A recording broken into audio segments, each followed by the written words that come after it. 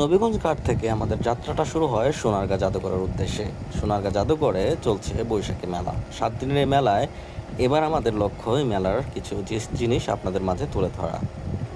Guys, আজকে আমরা আছি এটা নবীগঞ্জ ঘাটে। আমরা যে সোনারগাঁ যে মেলা হচ্ছে সেখানে আমি আমার ওয়াইফ এবং আমার ভাগনা যাচ্ছি। যদি প্রচণ্ড পরিমাণ গরম, বাইরে গরম হচ্ছে না, তো যাই সোনারগাঁতে এবং তারপরে আসলে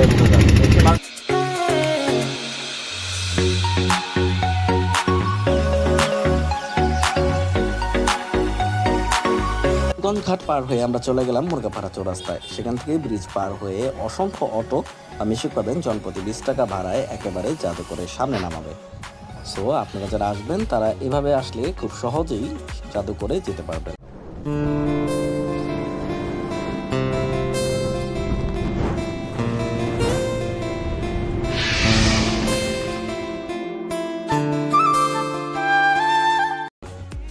আমরা চলে এসেছি জাদুঘরের সামনে। জাদুঘরের সামনে প্রচুর পরিমাণ ভিড় এবং গাড়ি পার্কিংয়েরও সুব্যবস্থা আছে। এটা হচ্ছে প্রবেশ পথের জায়গা এবং এখানে যারা বিদেশে আছে তাদের জন্য টিকিট মূল্য 100 টাকা এবং যারা বাংলাদেশে আছে বা 10 থেকে 4 বছরের বাচ্চা আছে, 4 বছর থেকে প্রত্যেকটি বাচ্চার টিকিট লাগবে জনপ্রতি 50 টাকা করে। এখানে প্রচণ্ড পরিমাণ সিরিয়াল ছিল যেহেতু বৈশাখী মেলা, সো টিকিটের জন্য আমি দাঁড়িয়ে গেলাম। এবং আপনারা দেখতে পাচ্ছেন বাংলাদেশের লোক ও কারুশিল্প ফাউন্ডেশন, যেখানে অনেক মানুষ আছে, অনেক পর্যটক আছে, অনেক বিদেশি পর্যটক আছে। So let's go.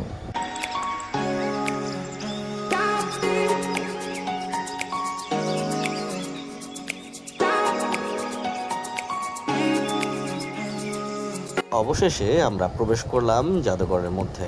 জাদুঘরের প্রবেশ পথটা ঠিক যেটা দেখতে পাচ্ছেন এটা হচ্ছে জাদুঘরের প্রবেশ পথ এবং পাশে যে দেখতে পাচ্ছেন এটা হচ্ছে জমিদার বাড়ি। এখানে আপনি যদি ঢুকতে চান তাহলে এক্সট্রাভাবে আপনাদের জনপ্রতি 100 টাকা করে লাগবে।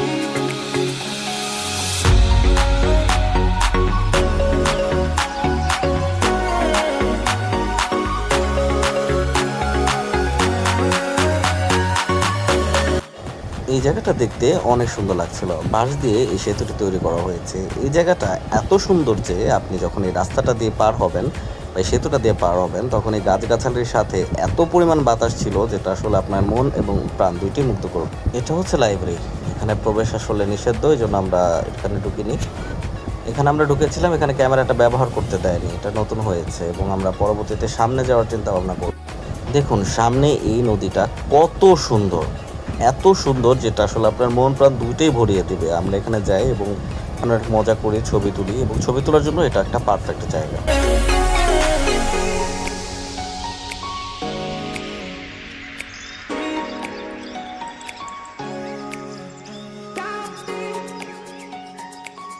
এখানে সাংস্কৃতিক অনুষ্ঠান চলছিল, এখানে গান বাজনা হচ্ছিল। সংঘবদ্ধ কারণে আমি গানটা শোনাতে পারছি না, বাট এখানেও প্রচণ্ড পরিমাণ ভিড় ছিল এবং প্রচণ্ড গরমের কারণে এখানে আমরা দাঁড়াতে পারিনি।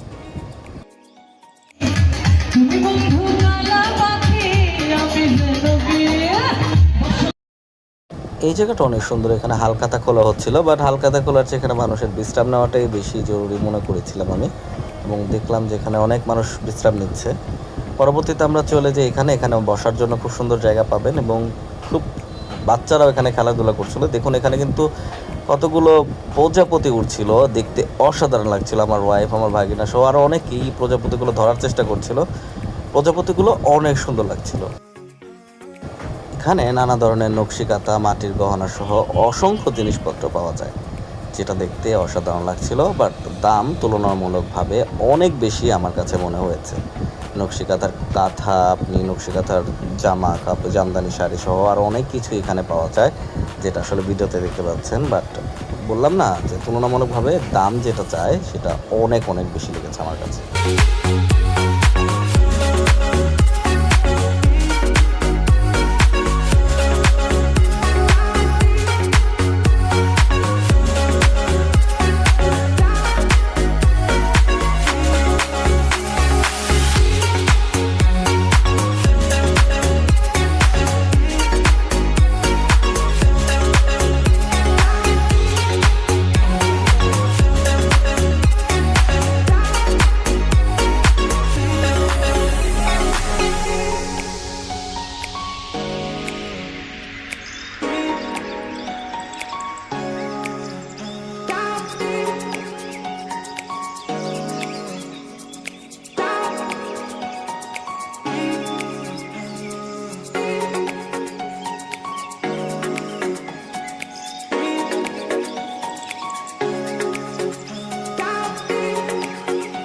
এটা এখনো কাজ চলছে, এটা এখনো চলমান। এটা হয়ে গেলে আরো বিশেষ বিশেষ জিনিস আমরা এখানে দেখতে পাবো।